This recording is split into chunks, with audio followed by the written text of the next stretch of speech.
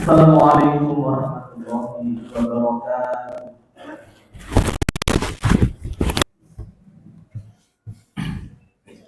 Innal hamdalillah nahmaduhu wa nasta'inuhu wa nastaghfiruh wa na'udzu billahi min shururi anfusina wa min sayyiati a'malina.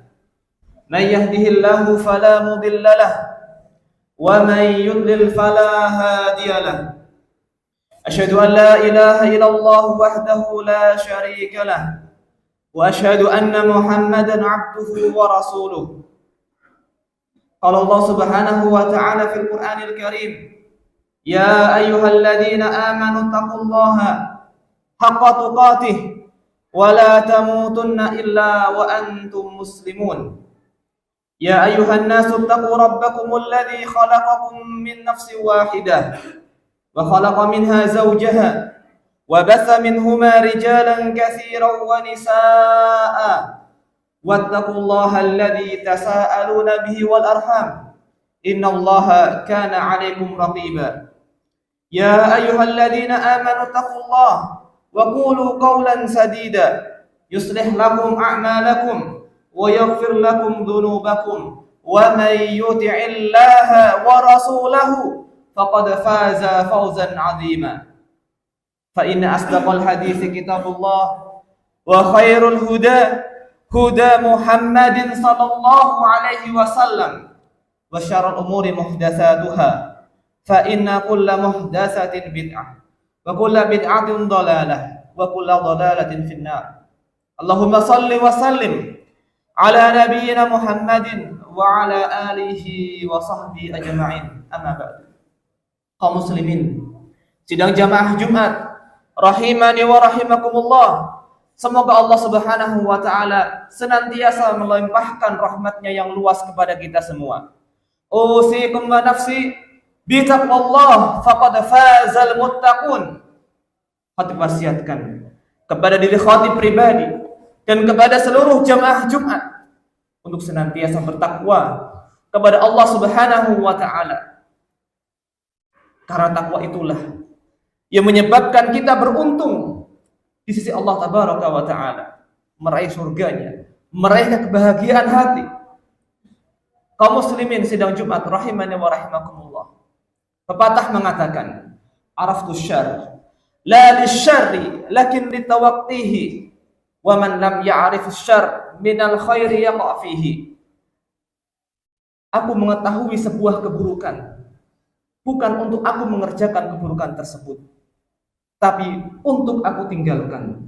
Dan barang siapa yang tidak mengetahui sebuah keburukan, niscaya sebuah kepastian dia akan terjatuh ke dalam keburukan itu. Dan tidak ada keburukan yang patut lebih diwaspadai oleh kita, melainkan keburukan yang mengantarkan kita kepada nerakanya Allah Subhanahu wa ta'ala, yang merupakan tempat Allah sediakan kepada orang-orang yang berbuat kekufuran kepadanya, mendustakan ayat-ayatnya, dan bermaksiat kepadanya.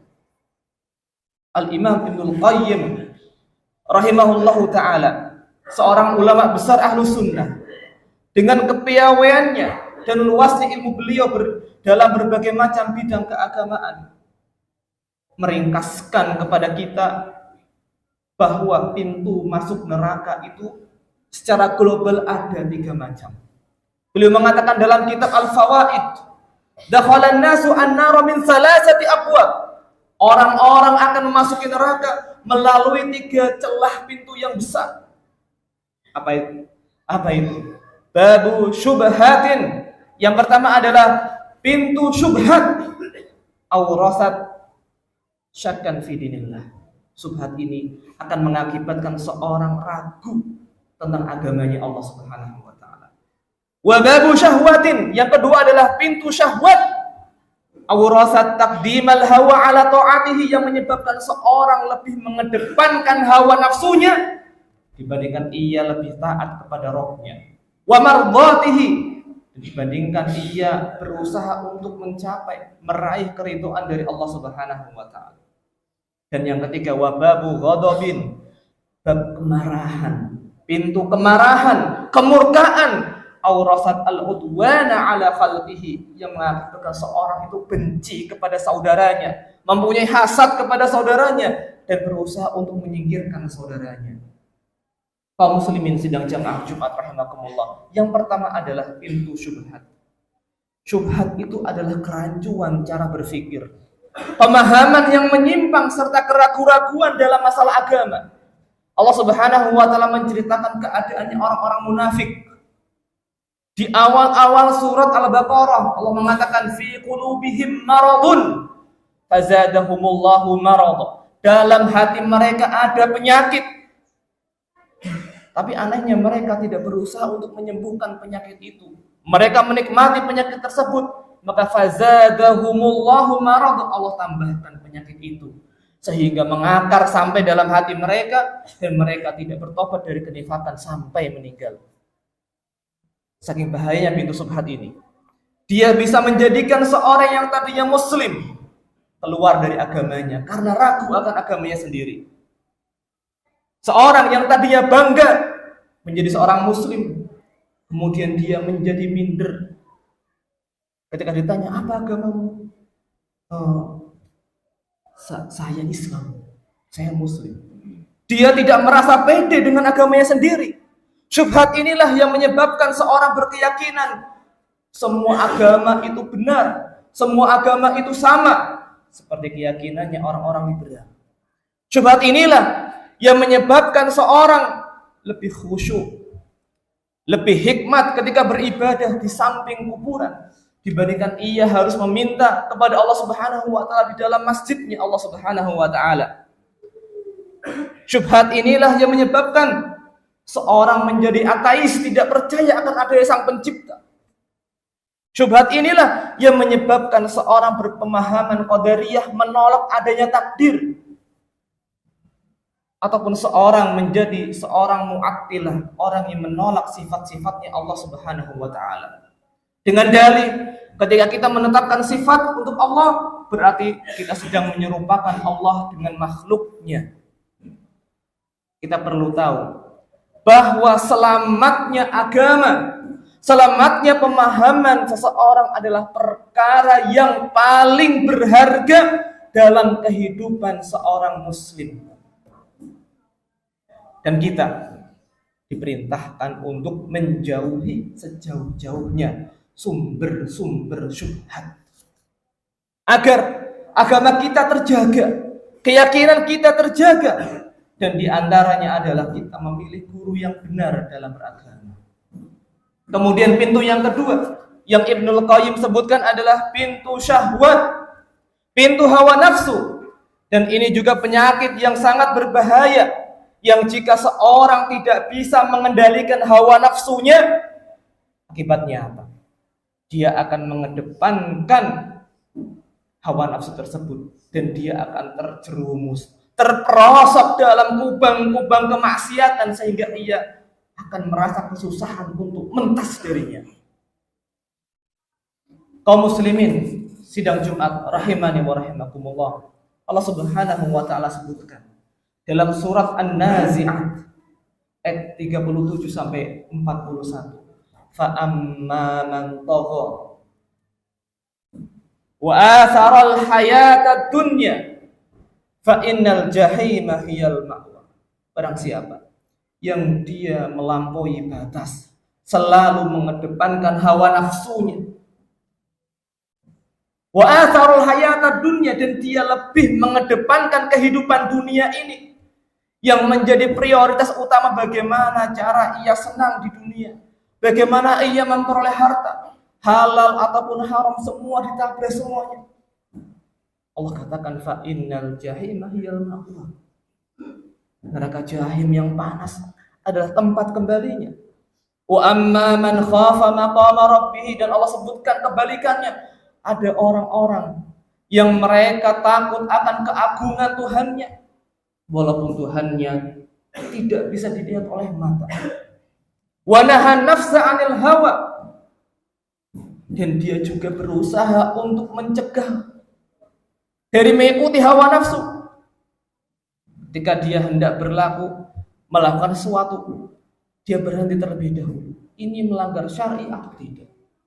Kalau seandainya melanggar syar'i, dia stop. Kalau seandainya tidak melanggar syar'i, dia lanjut. Maka Allah mengatakan, fa innal jannata hiyal ma'wa. Sesungguhnya surgalah tempat kembalinya. Tidaklah seorang berzina melainkan dia mengedepankan hawa nafsunya. Tidaklah seorang berjudi, baik offline ataupun online, melainkan ia mengedepankan hawa nafsunya. Tidaklah seorang mencuri, berbuat korupsi, membegal, melainkan ia lebih mengedepankan hawa nafsunya dibandingkan mengikuti tuntunannya Allah Subhanahu wa taala. Tidaklah seorang mengumbar pandangannya, tidaklah seorang membuka auratnya, melainkan ia lebih mengedepankan hawa nafsu. Tidaklah seorang bekerja di tempat ribawi atau memakan harta haram dengan sengaja, melainkan ia lebih mengedepankan hawa nafsunya dibandingkan ia taat kepada Rabb-nya, kepada Tuhannya. Ada sebuah petuah dari Nabi Shallallahu Alaihi Wasallam yang ini sangat bagus seandainya dijadikan kaidah seorang Muslim dalam mengaruhi kehidupan. Nabi Shallallahu Alaihi Wasallam mengatakan dalam riwayat Bukhari dan Muslim, hujibatin naru bisyahwat. Neraka dikelilingi oleh syahwat. Segala macam perbuatan yang mengantarkan ke dalam neraka dipenuhi dengan syahwat, dipenuhi dengan hal-hal yang sesuai dengan syahwat, baik syahwat mata, syahwat perut, atau syahwat di bawah perut. Wa hujibatil jannatu bil makarih. Dan surga itu ditutupi, dikelilingi oleh hal-hal yang dibenci oleh hawa nafsu. Oleh karena itu ketika seorang berusaha meninggalkan hawa nafsunya dan dia berusaha untuk taat, hendaknya dia bersabar. Bukankah orang ketika bekerja ingin harta, ingin uang, ia bersabar? Demikian pula ketika orang menginginkan surganya Allah Subhanahu wa taala, dia juga harus bersabar, menahan hawa nafsunya. Ketahuilah bahwa jika kita meninggalkan sesuatu karena Allah Subhanahu wa taala, Allah akan ganti dengan yang lebih baik. Dan ganti tersebut tidak melulu tentang harta. Kesehatan adalah ganti. Dan kata Ibnul Qayyim rahimahullah, ganti yang paling baik ketika kita meninggalkan sesuatu karena Allah adalah kita merasa dekat dengan Allah Subhanahu wa taala. Kita merasa hati kita itu tenang. Dan ketahuilah juga bahwa seorang yang selalu mengikuti hawa nafsunya pasti mengalami tekanan atau ketidaknyamanan dalam hatinya, mau ataupun tidak mau. Karena itu adalah hukuman yang Allah berikan kepada seorang yang bermaksiat kepada Tuhannya. Aqulu qauli hadza wa astaghfirullah li wa lakum wa lisairil muslimina min kulli dzamb innahu huwal ghafurur rahim.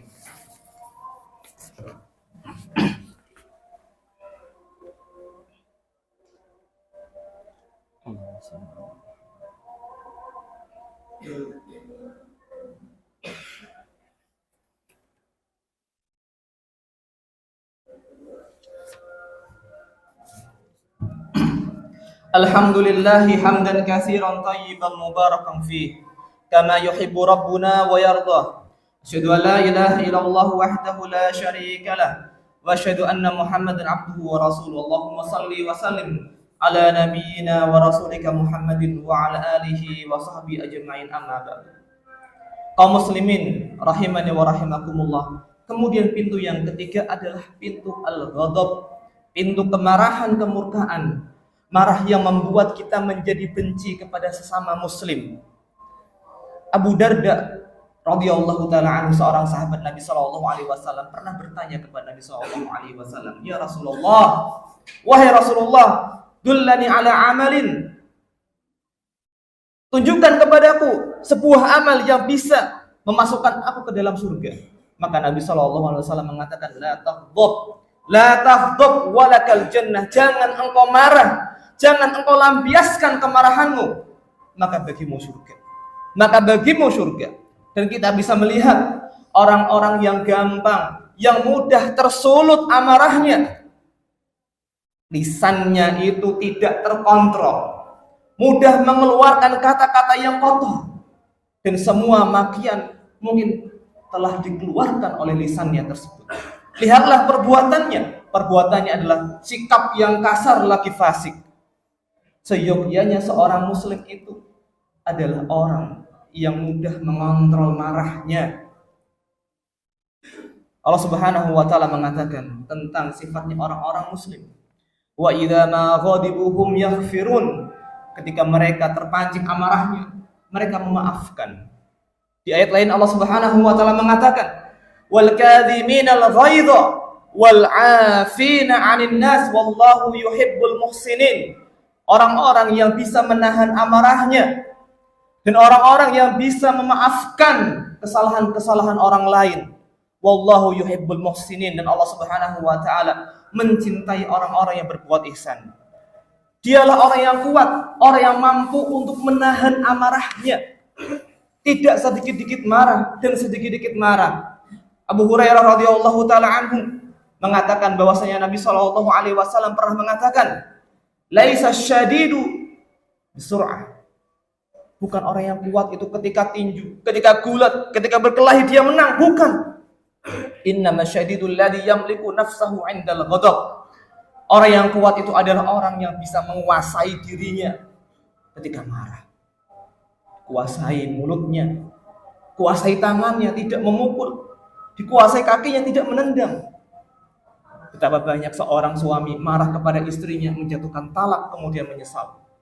Betapa banyak seorang ayah marah kepada anaknya, mengeluarkan kata-kata umpatan, memukul, kemudian dia menyesal. Oleh karena itu seorang suami tidak mudah marah dengan kesalahan seorang istri. Hendaknya seorang ayah lebih bersabar kepada anaknya, tidak mudah marah dengan kesalahan anaknya. Dan seorang guru, seorang ustadz hendaknya lebih bersabar kepada santrinya, kepada jamaahnya ketika mendapati mereka di atas kesalahan. Sehingga Nabi Shallallahu Alaihi Wasallam menjanjikan sebuah keutamaan yang besar bagi orang yang bisa menahan amarahnya. Man qadhama ghaidan wa huwa qadirun ala an yanfidhahu. Barang siapa yang bisa menahan amarahnya padahal dia mampu untuk merealisasikannya. Da'ahu Allah Subhanahu wa taala ala ru'usil khalaik. Allah Subhanahu wa taala memanggilnya kelak di hadapan semua makhluknya di hari kiamat kelak, hatta yukhayyirahullah minal huril ain ma syaa, sampai Allah Subhanahu wa taala membiarkan dia memilih bidadari mana yang dia kehendaki. Muttafaqun alaihi. Hada wa sallu wa sallimu rahimakumullah ala sadiqil amin kama amarakum dzalika rabbukum rabbul alamin faqala fi muhkami tanzil innallaha wa malaikatahu yusalluna 'alan nabi ya ayyuhalladzina amanu sallu 'alaihi wa sallimu taslima.